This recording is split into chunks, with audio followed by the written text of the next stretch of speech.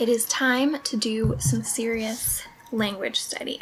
I actually started a little while ago because I needed to go return something to the store, and so while I walked there and back, I listened to 90 minutes of the fourth Harry Potter book in Spanish, and now I would like to spend some time reading La Casa in Mango Street. I am reading this physically and listening to the audiobook at the same time. I just did that with the book The Alchemist, and I really liked doing that. This is much more difficult for me to understand than The Alchemist.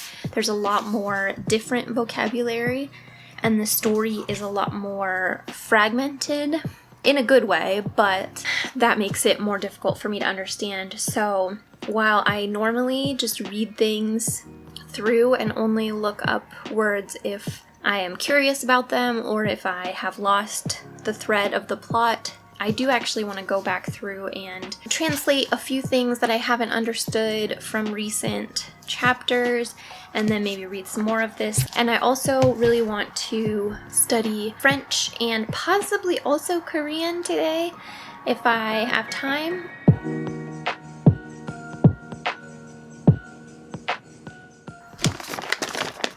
These are amazing. If you have a Trader Joe's.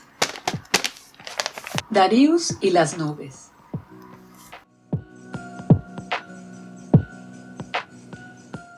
This is translated from English, like it's not originally in Spanish, but I feel like a lot of it seems to be a little bit less word for word translated, which is difficult to read, but I think probably maybe more like natural sounding Spanish. I'm not sure.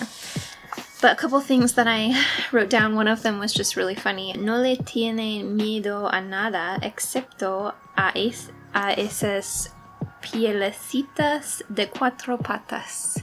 Furry creatures on four legs, or four-legged phrase, or whatever, which I thought was very funny. So this sentence, los padres de Louis van a mandarle a Marín a su madre con una carta diciéndole que da mucha guerra, y eso está re mal porque Marín me cae bien. That's a good phrase to learn, da mucha guerra. Did not know that one. And same with me cae bien, but I just don't really know what's happening in that sentence. Alright, I get it now. I looked it up in English and I understand. And I actually did understand the Spanish. I just didn't understand the story. Probably because there were Spanish things earlier in the book that I didn't understand. So I think right now for French, I am going to do some Duolingo just to get started, to get warmed up. So I have not fully decided whether I am going to ladder French and Spanish, like whether I'm going to learn French through Spanish or not. I can't decide whether that will be more confusing or less confusing. So I'm kind of trying both right now. My Duolingo is Spanish to French.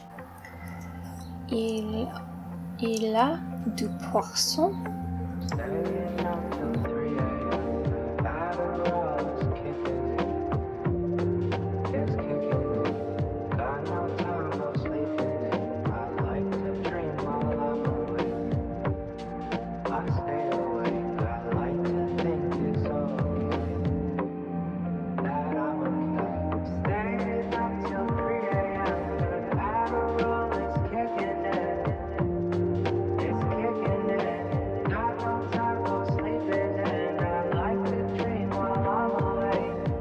Okay, I finished all of the Duolingo that I want to do.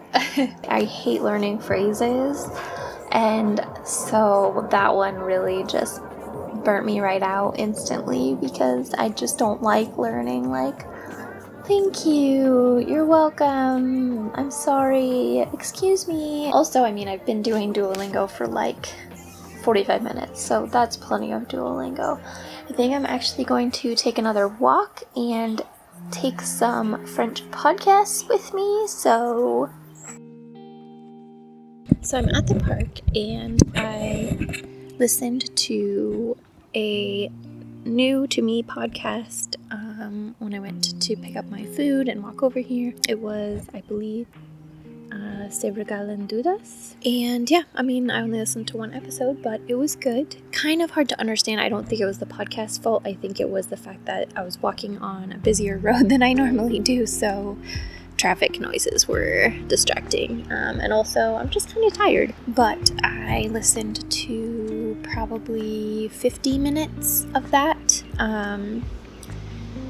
And now I think I'm going to read a little bit more of La Casa en Mango Street before I go back home.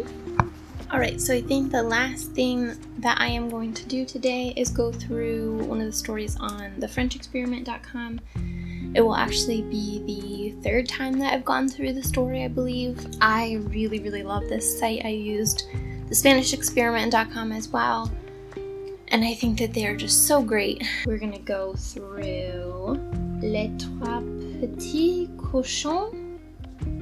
Les Trois Petits Cochons. Yeah, going to read along with him and hopefully figure out some more of the pronunciation. When I was starting out in Spanish, I relied really heavily on reading and not as much on listening. And I know that in French, if I do that, I'm going to be very messed up on pronunciation and understanding later because it is so not intuitive how it's pronounced. Whereas in Spanish, I still regretted doing it, but it wasn't like detrimental, whereas I think with French, it will potentially be like detrimental.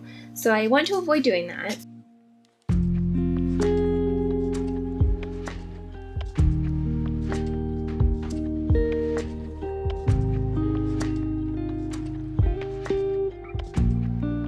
Thank you all very much for coming along with me today. So in total, we got 55 minutes of time in French today and 3 hours and 20 minutes in Spanish. So I think that that is very successful and I am very happy with that.